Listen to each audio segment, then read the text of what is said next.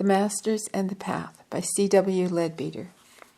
Chapter 4. Probation.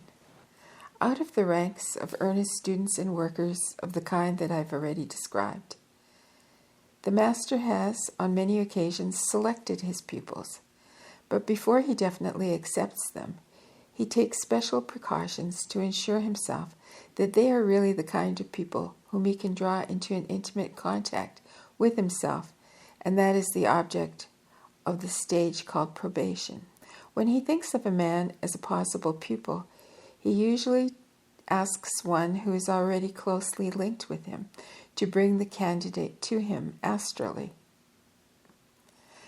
There is not generally much ceremony connected with this step.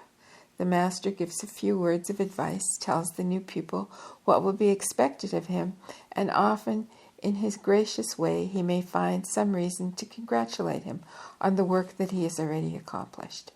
He then makes a living image of the pupil, that is to say, he molds out of mental, astral, and etheric matter an exact counterpart of the astral, mental, the causal, mental, astral, and etheric bodies of the neophyte, and keeps that image at hand so that he may look at it periodically. Each image is magnetically attached to the person whom it represents, so that every variation of thought and feeling in him is accurately reproduced in it by sympathetic vibration. And thus, by a single glance at the image, the Master can see at once whether during the period since he last looked at it there's been any sort of disturbance in the body which it represents, whether the man has been losing his temper or allowing himself to be prey to impure feelings, worry, depression, or anything of the kind. It's only after he has seen that for a considerable time no serious excitement has taken place in the vehicle, represented by the image, that he will admit the pupil into near relation with himself. When the pupil is accepted, he must be drawn into a unity with his Master, closer than anything we can imagine or understand. The Master wants to blend his aura with his own, so that through it, his forces may be constantly acting without special attention on his part. But a relation so intimate as this cannot act in one direction only. If among the vibrations of the pupil there are some which would cause disturbance in the astral and mental bodies of the adept as they react upon him, such union would be impossible. The prospective pupil would have to wait until he had rid himself of those vibrations. A probationary student is not necessarily better than other people who are not on probation. He is only more suitable in certain ways for the Master's work, and it is advisable to subject him to the time of test. For many people, swept upward by enthusiasm, appear at first to be most promising and eager to serve, but unfortunately become tired after a little while and slip back. The candidate must conquer such emotional feelings that he may have and go steadily on working until he becomes sufficiently calm and pure. When for quite a long time he's been so nervous, when for quite a long time there has been no serious upheaval in the living image, the Master may feel that the time has come when he can usefully draw the pupil nearer to him. We must not think of the living image as recording only defects or disturbances. It mirrors the whole condition of the pupil's astral and mental consciousness. So it should record such benevolence and joyousness, and should radiate forth peace on earth and goodwill to men. Never forget that not only a passive, but also an active goodness is always a prerequisite for advancement. To do no harm is already much, but remember that it is written of our great exemplar that he went about doing good. If a pupil on probation does something unusually good, For the moment, the master flashes a little more attention on him, and if he sees fit, he may send a wave of encouragement of some sort, or he may put some work in the pupil's way and see how he does it. Generally, however, he delegates that task to some of his senior pupils. We are supposed to offer opportunities to the candidate, but to do so is a serious responsibility. If the person takes the opportunity, all is well. But if he does not, it counts as a bad mark against him. We should often like to give opportunities to people, but we hesitate because although if they take it, it will do them much good, if they do not take them, it will be a little harder to do so next time. It will be seen then that the link of the pupil on probation with the master is chiefly one of observation and perhaps occasional use of the pupil. It is not the custom of the adepts to employ special or sensational tests, and in general, when an adult is put on probation, he is left to follow the ordinary course of his life, and the way in which the learning image reproduces his responses to the trials and problems of the day gives quite sufficient indication of his character and progress. When from this the master concludes that the person will make a satisfactory disciple, he will draw him nearer and accept him. Sometimes a few weeks is sufficient to determine this. Sometimes the period stretches into years. Because the time is exceptional, many young people have been put on probation in recent years, and their parents and the older members of the society have sometimes wondered how it is that, notwithstanding their own sincere sacrifices and labors, often extending over 20, 30, or even 40 years, they are passed over and the young people are chosen. The explanation is simple. It has been your karmic work. No, it has been your karma to work all this time preparing yourself and preparing the way for the coming of the world teacher. And just because you are good old members, you have attracted some of these souls who've been working up to a higher level of development in previous incarnations, so that they will have been born to you as children. And you must not be surprised if you sometimes find that those who in the physical body are your children are in other higher worlds far older in development than you are. If a boy or a girl suddenly enters into close relations with the master, such relations as you have hardly ventured to think of for yourself, even after many years of meditation and hard work, do not be astonished. Your child may be capable of soaring far beyond you, and it is just because he has that capacity that his birth and education have been entrusted to you, who have been studying and working so long along theosophical lines. In the course of that study, you should have learned to be the ideal parent, the kind of parent required for the body of an advanced ego.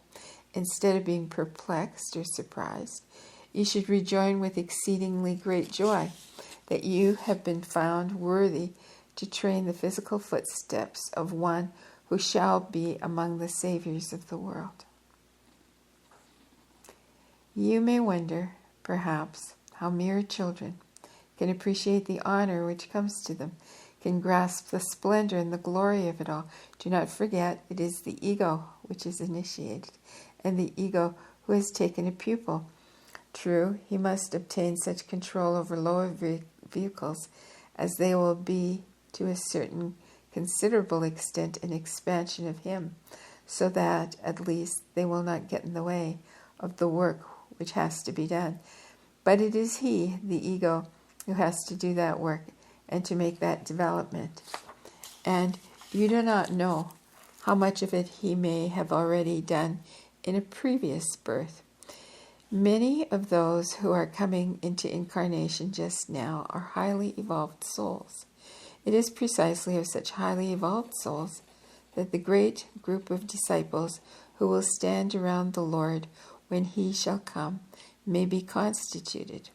Those who become pupils early in this life may well have been pupils for many years in a previous life, and the greatest privilege that we older or elder people can have is that we find ourselves associated with these young ones, for through them we can further the Lord's work on earth by training them to do it more perfectly. In the chapter on our relation to children, in the hidden side of things, that's in italics, so that's one of Leadbeater's books, I'm guessing. Okay, so in the chapter, Our Relation to Children, in the Hidden Side of Things, I have dealt at considerable length with what is necessary for the training of children, that they may preserve all that is best in what they bring from the past, and may develop into full flower the many beautiful characteristics of their nature, which are so generally, alas, ruthlessly destroyed by uncomprehending elders. There I have spoken, among other things, of the devastating effects of fear induced in children by roughness and cruelty. But on the subject, I should like to add here that some mention of an experience which illustrates the unspeakably terrible results which sometimes follow in its wake. Parents who have children of an age to be sent to school cannot be too careful and searching in their inquiries before they entrust those children to an instructor, lest ineradicable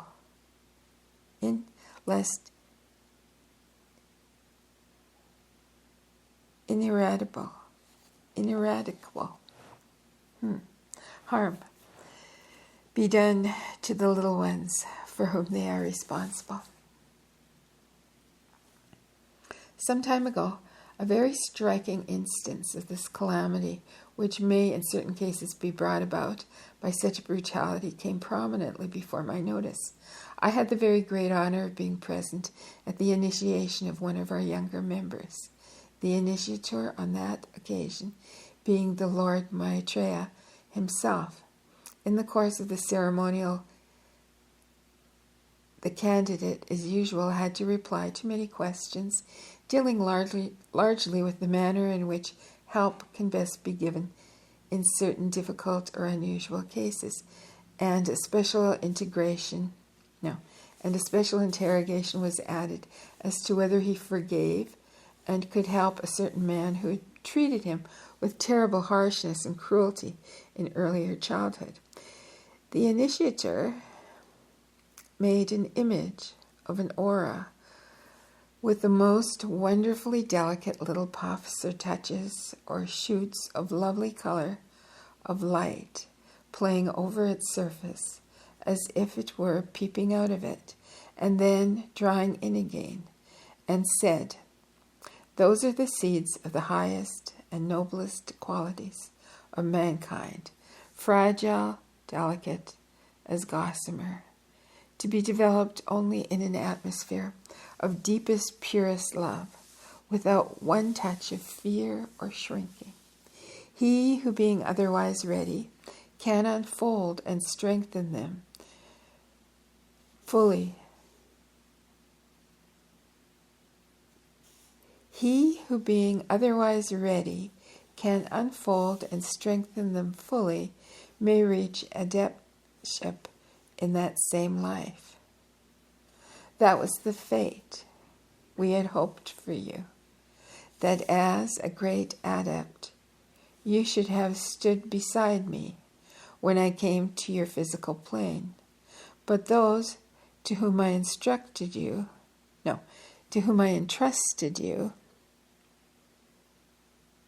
because they offered you to my service even before birth, allowed you to fall into the hands of this person who was so utterly unworthy of such a trust. This was your aura before the blight of his wickedness fell upon you.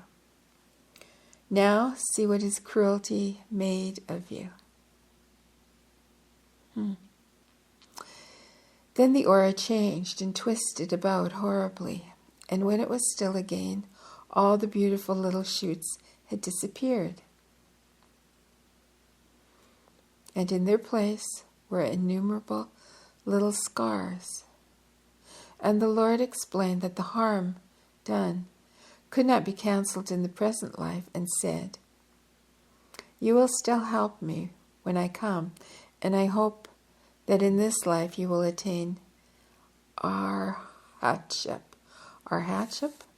Arhatship. Arhatship. I hope you will attain arhatship. But for the final consummation, we must wait a while. In our eyes, there is no greater crime than thus to check the progress of a soul.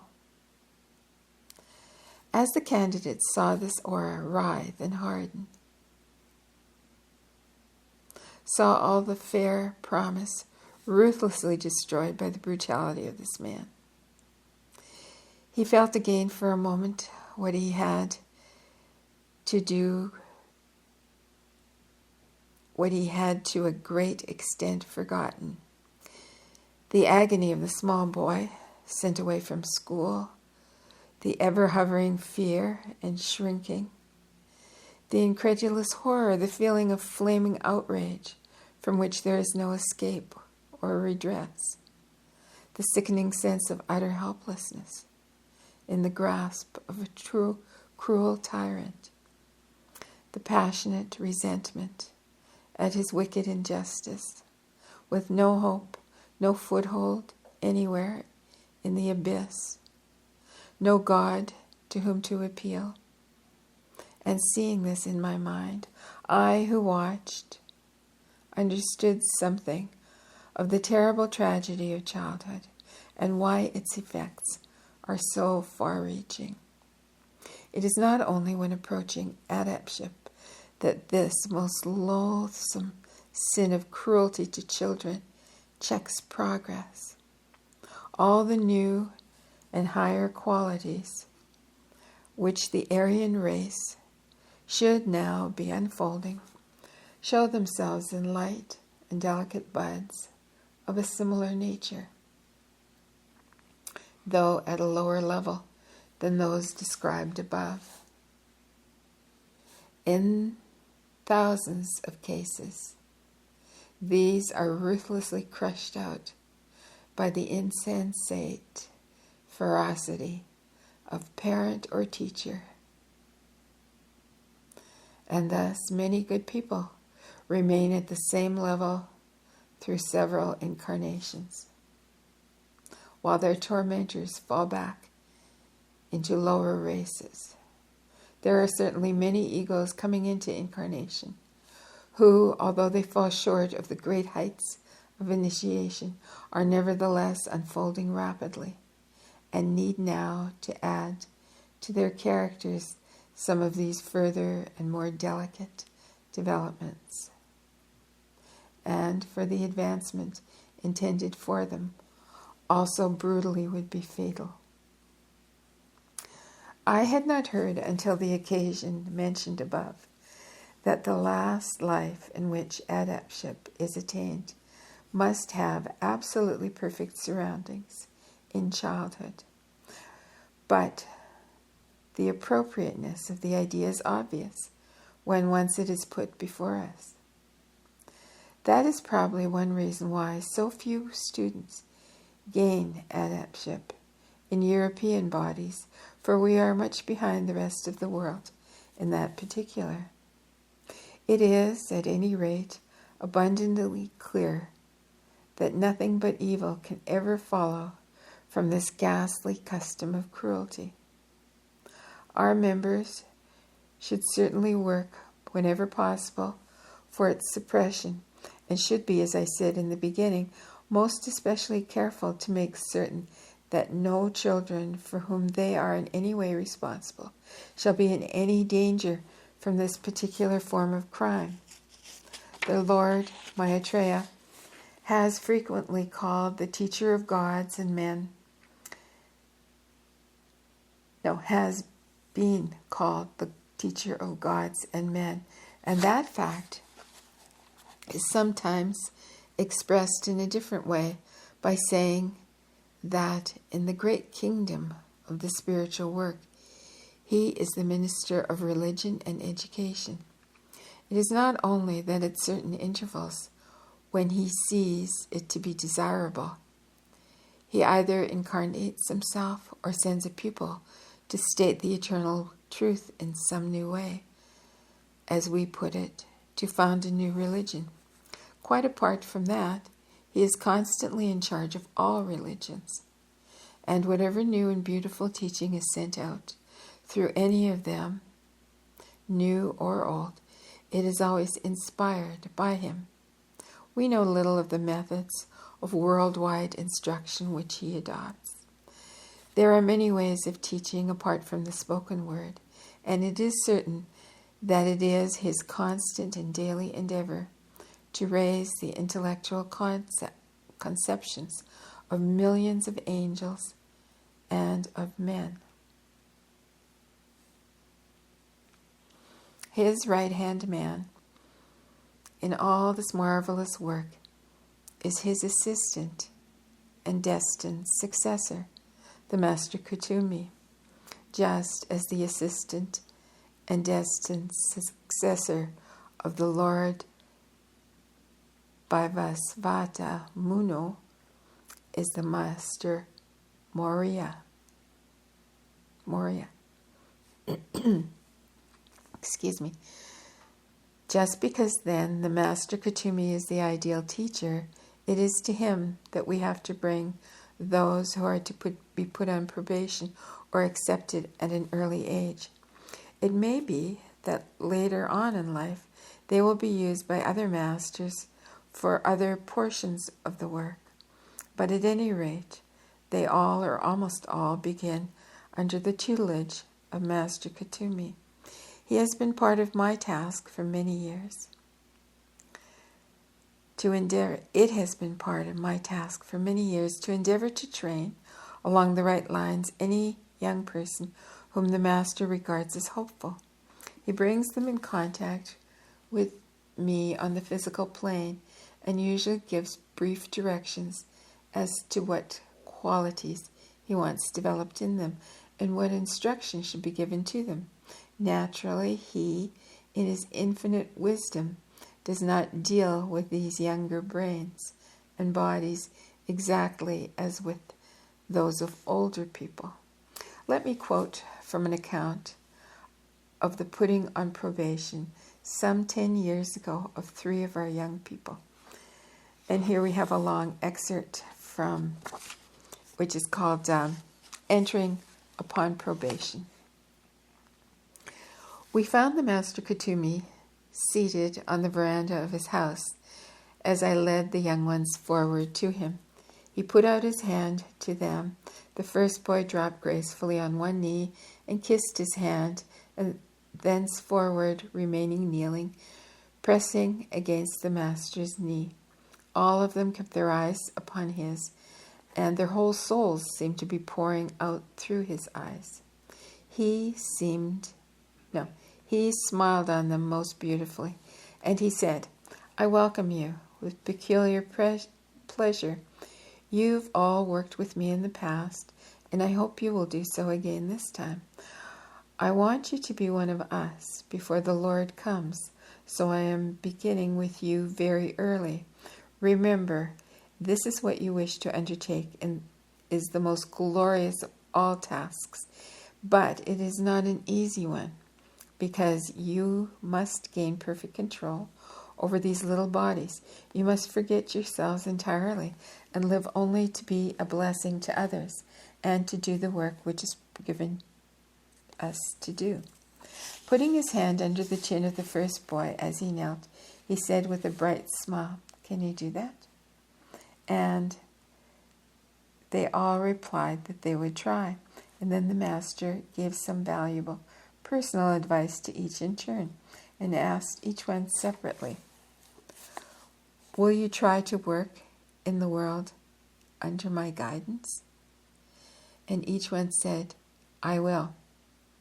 Then he drew the first boy in front of him, and he placed both hands upon his hand, and the boy once more sinking to his knees, the master said, Then I take you as my pupil on probation, and I hope that you will soon come into closer relationship with me, and therefore I give you my blessing, in order that you may pass it on to others.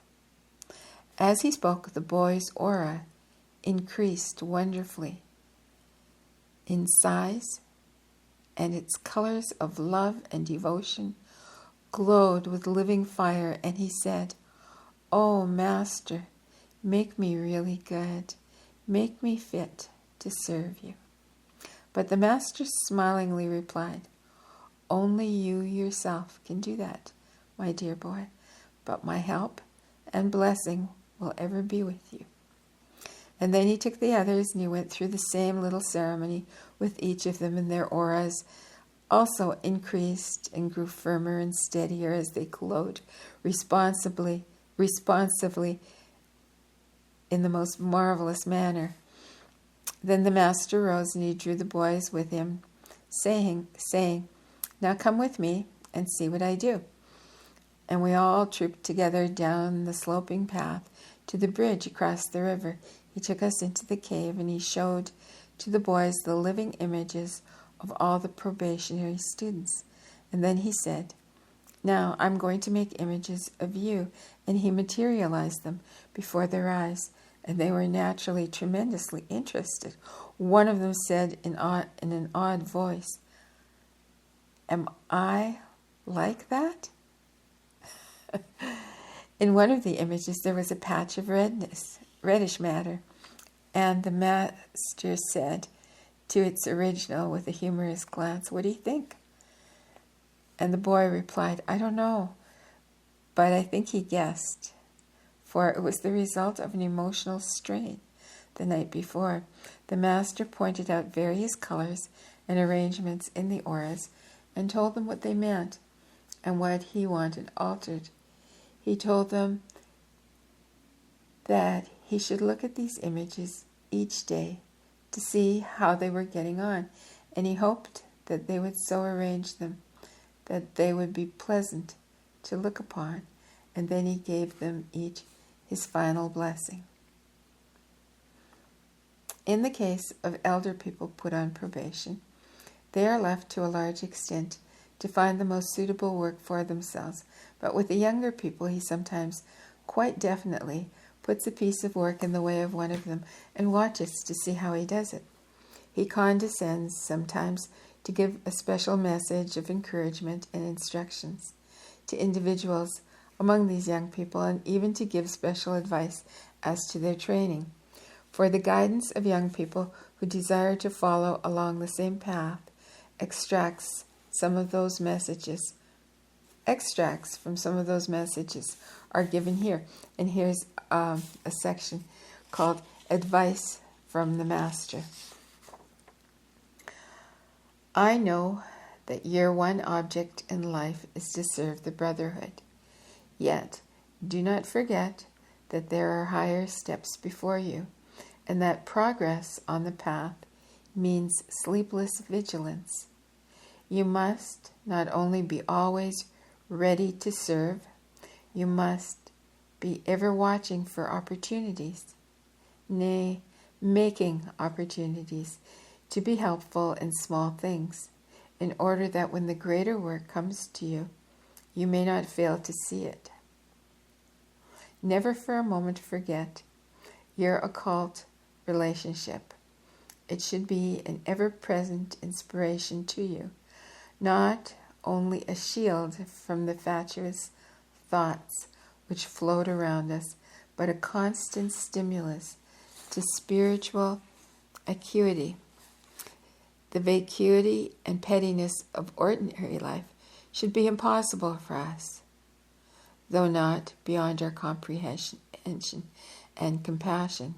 The ineffable bliss of adeptship is not yet yours, but remember that you are already one of those who live that higher life. You are dispensers of their sunlight in this lower world. So you too, at your level, must be radiant suns of love and joy. The world may be unappreciative, uncomprehending, but your duty is to shine. Do not rest on your oars. There are still higher peaks to conquer.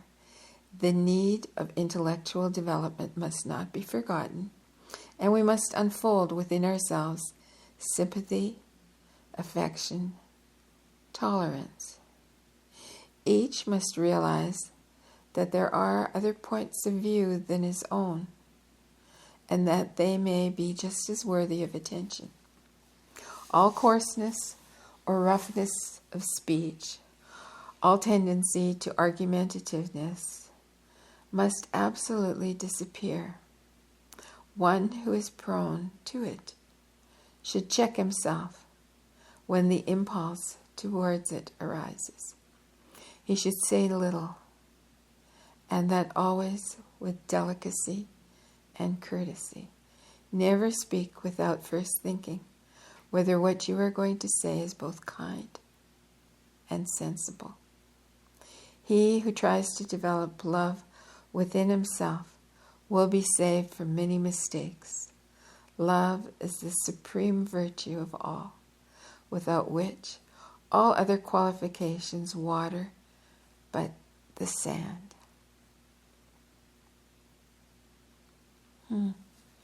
Thoughts and feelings of an undesirable kind must be rigorously excluded. You must work at them until they are impossible for you.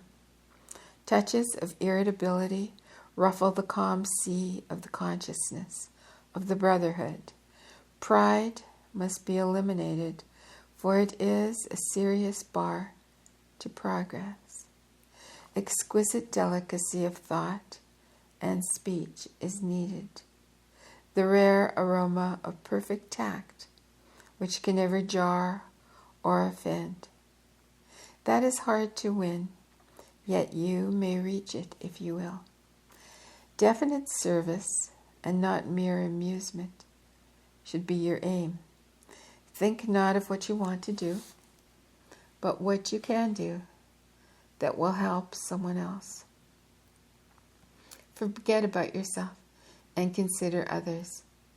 A pupil must be consistently kind, obliging, helpful, not now and then, but all the time.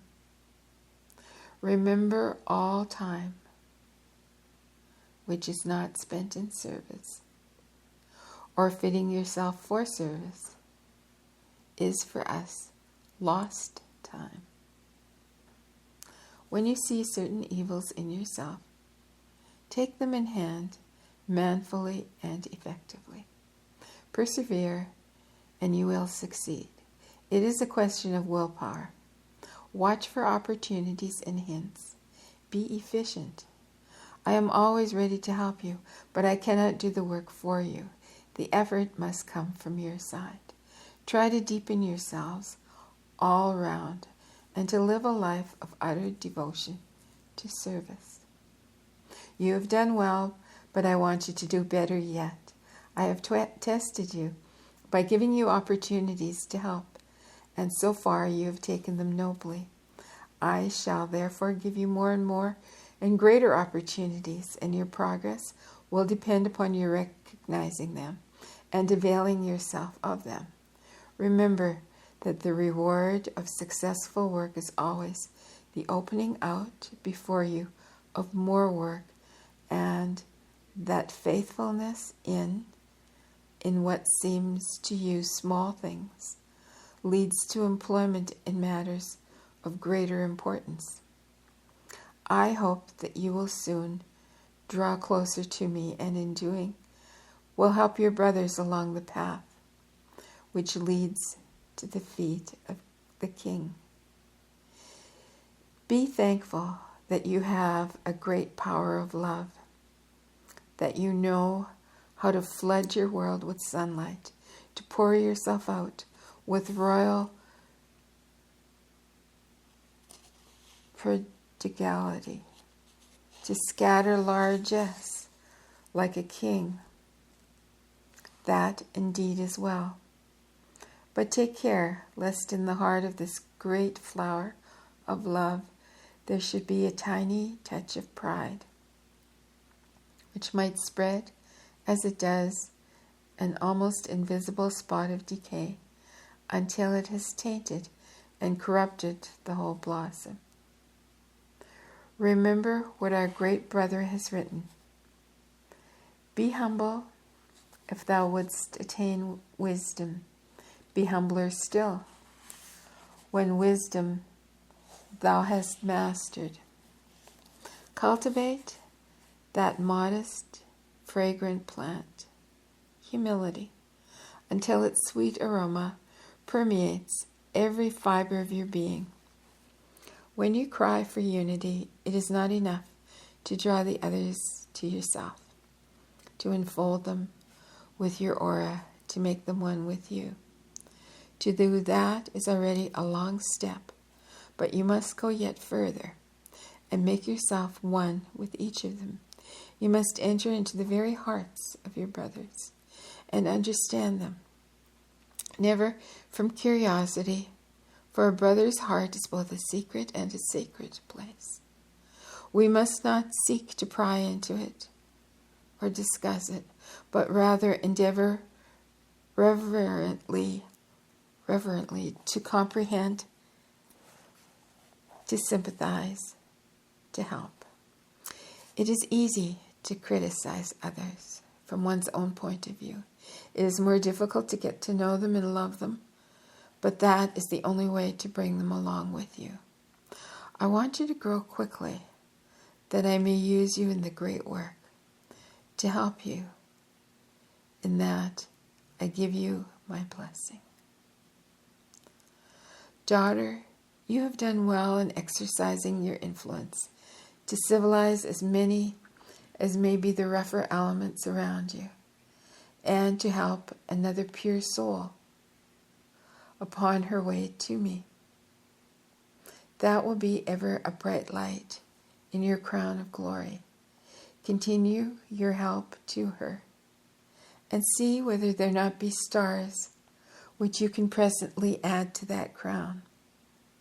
This good work of yours has enabled me to draw you closer to me, far earlier than you would otherwise have been the case.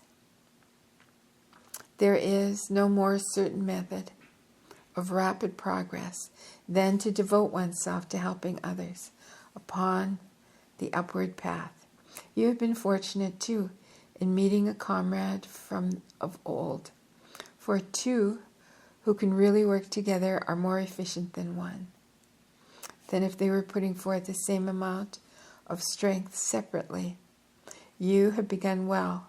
Continue to move along the same line with swiftness and certainty. I welcome you, the latest recruit, to our glorious band. It is not easy for you to forget yourself entirely, to yield yourself without reservation to the service of the world. Yet, that is what is required of us, that we should live only to be a blessing to others, and to do the work which is given to us. You have made a good beginning in the process of self-development, but much yet remains to be done. Repress even the slightest shade of irritability and be ready always to receive advice and instruction. Cultivate humility and self-sacrifice, and fill yourself with a fervid enthusiasm for service. So shall you be a fitting instrument in the hand of the great Master, a soldier in the army of those who save the world. To help you in that, I now take you as a probationary pupil. Many who read these instructions may be surprised by their extreme simplicity. They may even despise them as being little suited to guide and to help people in the immense complexity of our modern civilization. But he who thinks thus forgets that it is of the essence of the life of the pupil that he shall lay aside all this complexity, that he shall, as the Master put it, come out of your world into ours. Come into a world of thought in which life is simple and one-pointed, in which right and wrong are once more clearly defined, in which the issues before us are straight and intelligible. It is the simple life that the disciple should be living. It is the very simplicity which he attains which makes the higher progress possible for him. We have made our life an entanglement and an uncertainty, a mass of confusion, a storm of cross currents in which the weak fail and sink. But the pupil of the Master must be strong and sane. He must take his life into his own hands and make it simple. With a divine simplicity, his mind must brush aside all these man-made confusions and delusions and go straight as an arrow to its mark. Open quote. Except ye be converted and become as the children, as little children, ye shall in no wise enter the kingdom of heaven. Close quote. And the kingdom of heaven, remember, is the great white brotherhood of the adepts. And then in brackets it says, see the hidden side of Christian festivals, page 12, 446.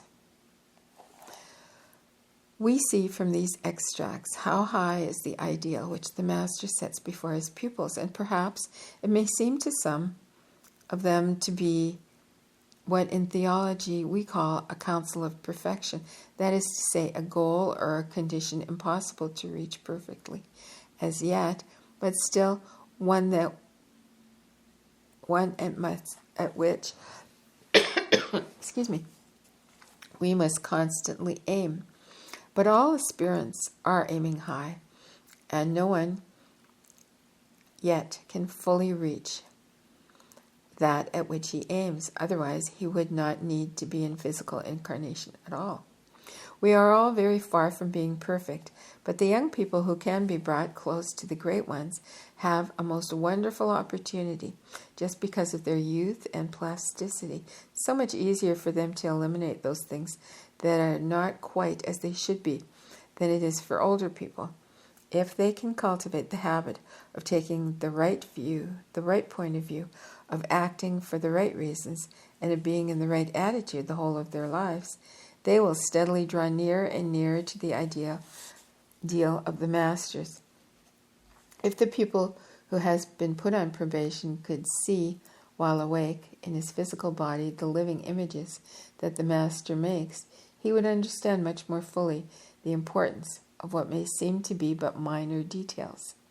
Irritability is a common difficulty, and I have already explained to be irritable is a thing which is likely enough to happen to anyone living in the present civilization, where people are always very highly strung. We live, to a large extent, in a civilization of torturing noises, and above all things, noise jars the nerves and causes irritation. The experience of going down into the city and returning home feeling quite shattered and tired is a common one to sensitive people. Many other things are contributory, but principally the weariness is due to the constant noise and the pressure of so many astral bodies vibrating at different rates and all excited and disturbed by trifles. It makes it difficult to avoid irritability, especially for the pupils whose bodies are more highly strung and sensitive than those of the ordinary man. Of course, this irritation is somewhat superficial. does not penetrate deeply, but it is better to avoid even a superficial irritation as far as possible, because its effects last so much longer than we usually realize. If there is a heavy storm, it is the wind that first stirs the waves, but the waves will continue to swell long after the wind has died down. That is the effect produced on water, which is comparatively heavy. But the matter of the astral body is far finer than water, and the vibrations set going penetrate. And the vibrations set going penetrate much more deeply, and therefore produce a more lasting effect.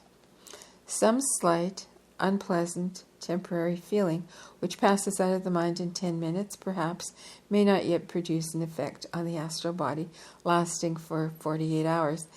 The vibrations do not settle down again for a considerable period of time. When such a fault as this is known, it can most effectively be removed, not by focusing attention upon it, but by endeavoring to develop the opposite virtue. One way of dealing with it is to set one's thought steadfastly against it, but there is no doubt that this course of action arouses opposition in the mental and astral elemental, so that often a better method is to try to develop consideration for others, based, of course, fundamentally on one's love towards them. A man who is full of love and consideration will not allow himself to speak or even to think irritably towards them. If the man can be filled with that idea, the same result will be attained without exciting opposition from the elementals. There are many other forms of selfishness that can delay the pupil's progress very seriously. Laziness is one form of these. I've seen a person enjoying himself very much with a book who did not like to leave it in order to be punctual. Another will write very badly, careless of the inconvenience and the damage to the eyes and temper of those who have to read his calligraphy. All such things tend to make one less sensitive to high influences, to make life untidy and ugly for other persons, and to destroy self-control and efficiency. Efficiency and punctuality are essential if satisfactory work is to be done. Many people are inefficient. When a piece of work is given to them, they do not finish it thoroughly, but make all kinds of excuses. Or when they're asked for some information, they do not know how to find it. People differ much in this respect.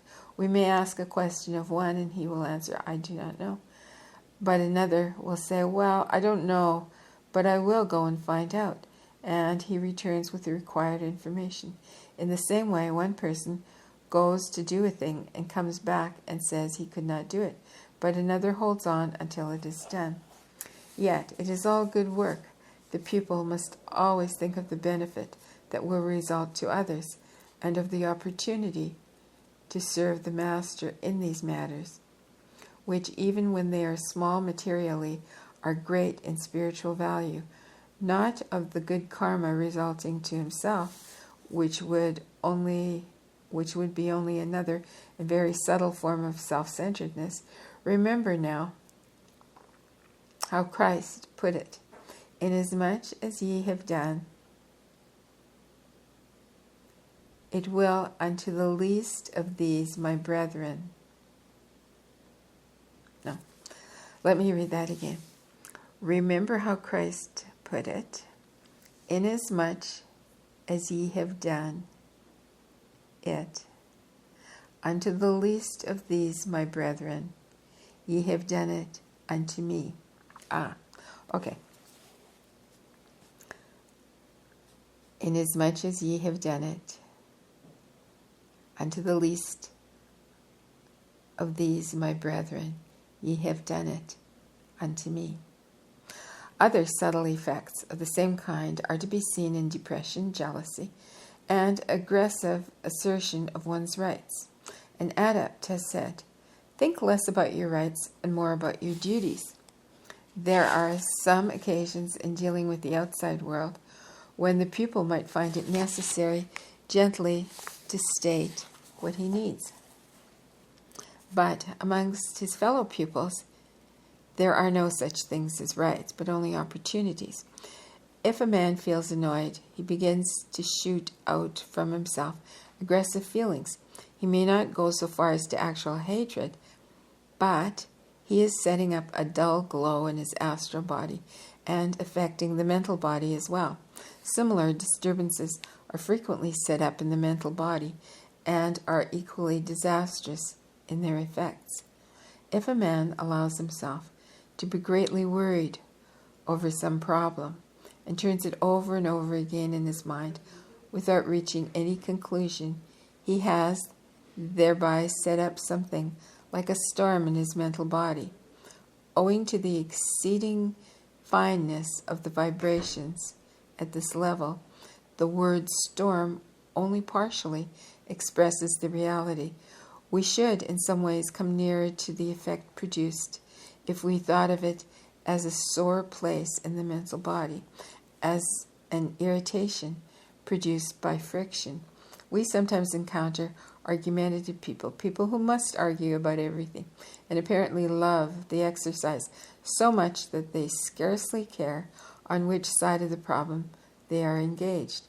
A person of that sort has his mental body in a condition of perpetual inflammation, and the inflammation is liable, on very slight provocation, to break out at any moment into an actual open sore. For such an one, there is no hope of any kind of occult progress until he has brought balance and common sense to bear on this diseased condition. Fortunately for us, good emotions persist even longer than evil, because they work in the finer part of the astral body. The effect of a feeling of strong love or devotion remains in the astral body long after the occasion that caused it has been forgotten. It is possible, though unusual, to have two sets of vibrations going on strongly in the astral body at the same time. For example, love and anger.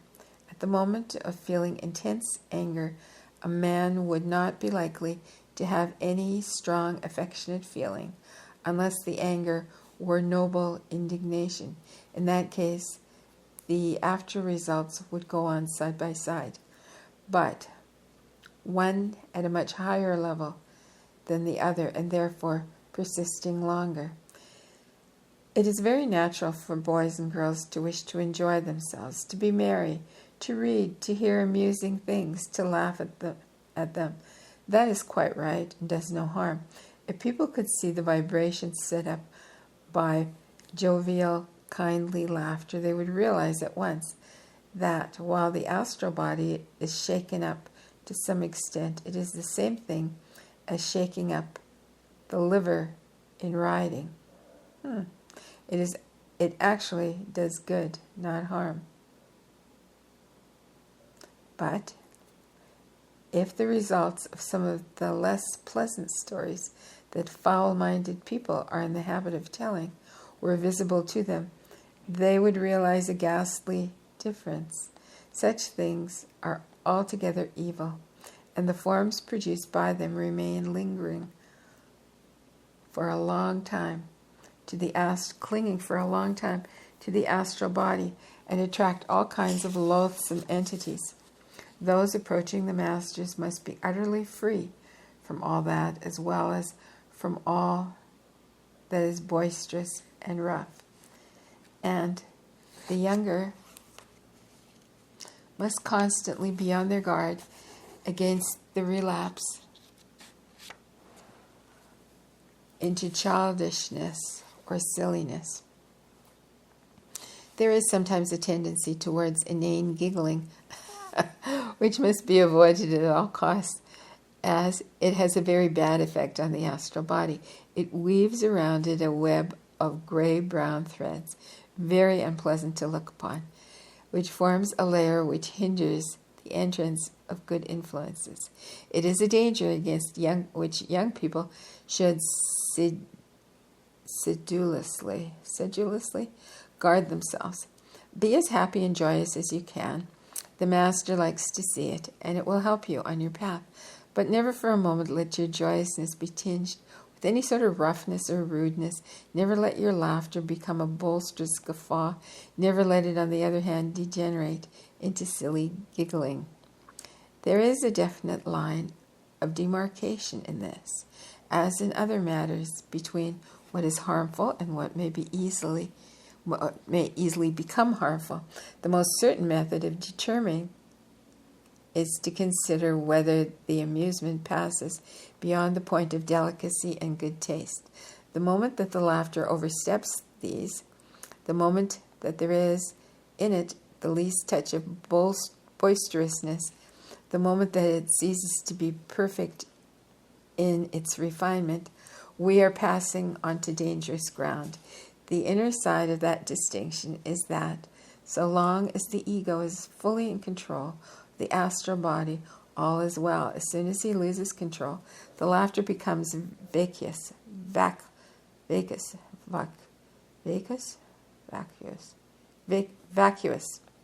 it. And meaningless. The horse is, as it were, running away with the rider.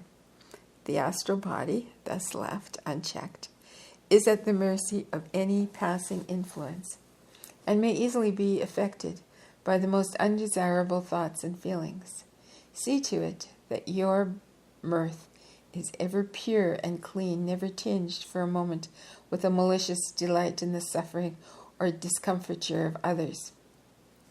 If a mortifying accident should happen to someone, do not stand there laughing idly at the ridiculous side of the incident, but rush forward at once to help and console. Loving kindness and helpfulness must always be your most prominent characteristic.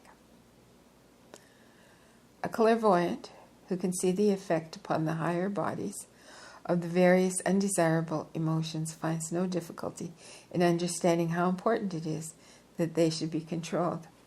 But because most of us do not see the result, we are liable to forget it and allow ourselves to become careless. The same thing is true of the effect produced by casual or thoughtless remarks.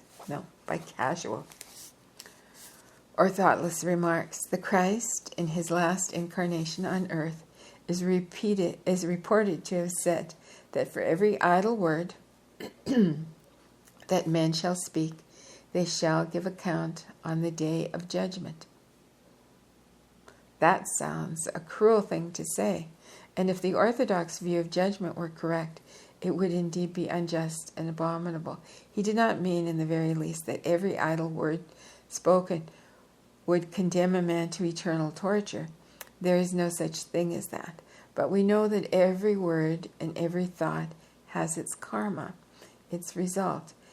And when foolish things are repeated again and again, it makes an atmosphere around the person which does keep out good influences. To avoid this constant attention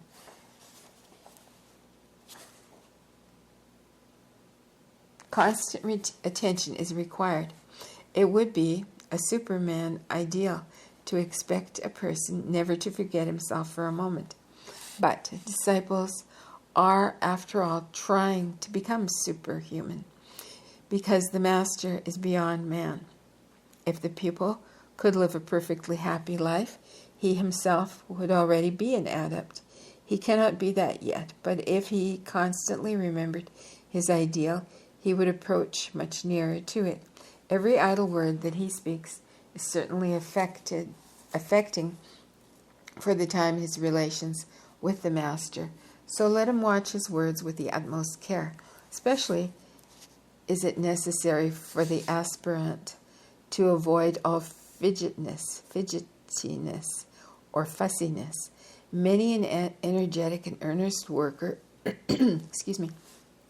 spoils most of his efforts and makes them of no effect by yielding to these feelings.